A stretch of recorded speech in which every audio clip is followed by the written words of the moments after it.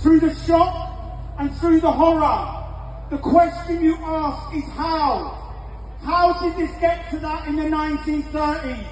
How did it end up in the horrors of Auschwitz?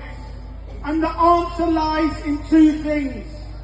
The first is that if you look at the history of the 1930s, the politicians pandered, appeased, and made concessions to the arguments of the Nazis. So when I see politicians in Germany today making concessions to the AfD, our message is this: we know where this ends. When I see politicians across Europe driving through attacks on living standards and blaming migrants, we know where this ends. And when I see the man in Downing Street going to meet fascist Giorgia Meloni, when I see him bragging about deporting migrants, we know where this ends. Those who don't learn the lessons of history are doomed to repeat it. But the second thing you learn when you go to Auschwitz, you learn that the division the Nazis pushed meant they could destroy us all. First they came for the Jews, then they came for LGBT people, then they came for trade unionists, and then they came for the Roma. And so our message today is that when the politicians come for our Muslim brothers and sisters, we're going to stand up and we're not going to let them.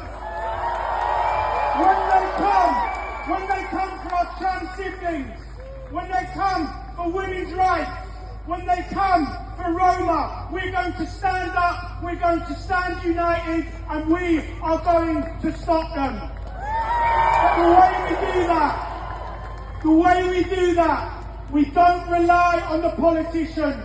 We need a movement of black and white, gay and straight, trans and cis, Muslim and Jew, young and old. We need a movement that can stop them, and that movement is the kind of crowd we see here today. So I want to thank everyone for coming out. Our message today is to little Tommy Robinson, to the billionaire Elon Musk, to the private schoolboy Nigel Farage, we're coming for you. We see what you're doing and we're not going to let you. But we also have a message for Keir Starmer. We will judge you by the company you keep. We will judge you by the language you use. You don't fight racism by compromising, you fight racism by confronting it.